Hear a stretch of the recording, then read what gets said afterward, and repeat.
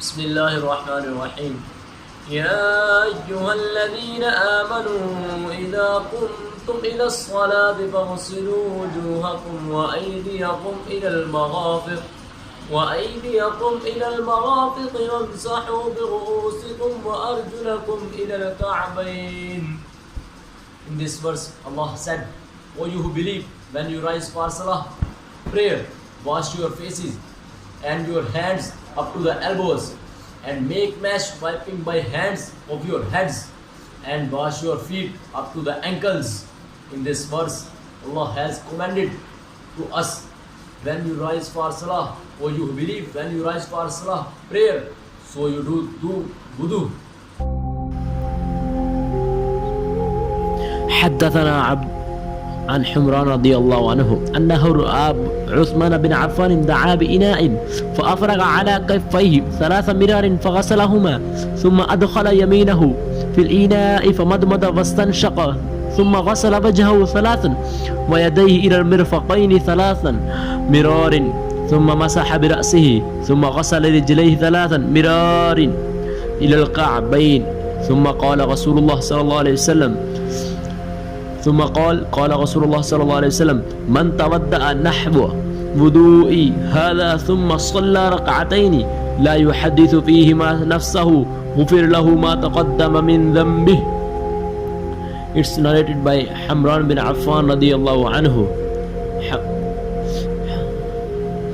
Hamran radiyallahu anhu said, I saw Uthman bin Affan asking for a tumbler of water, and when it was brought, he poured water over his hands and washed them thrice, and then he put his right hand in the water container and rinsed his mouth, washed his nose by putting water in it and then blowing it out. Then he washed his face and forearms up to the elbows thrice, washed his wet hands over his head and washed his feet up to the ankles thrice.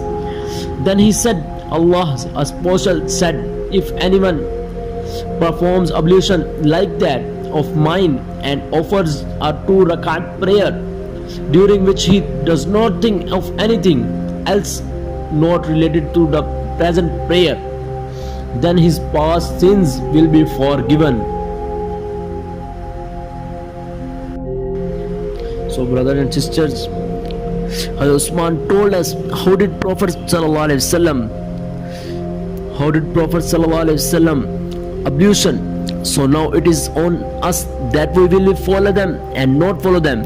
If we will follow them, so also our sins will be forgiven. I have a more hadith. It's narrated by Nu'aym al-Mujmir.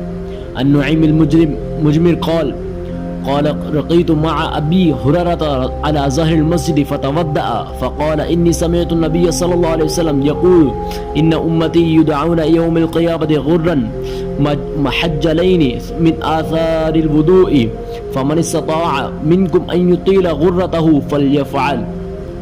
It's narrated by Numan al-Mujmir radiyallahu anhu. Once I went up to the roof of the mosque along with Abu Hurairah radiyallahu anhu. He performed ablution and said, I heard the Prophet sallallahu alaihi wasallam saying, that on the day of judgment my followers will be called from the trace of ablution, and whoever can increase the area of his radiance should do so by performing ablution regularly.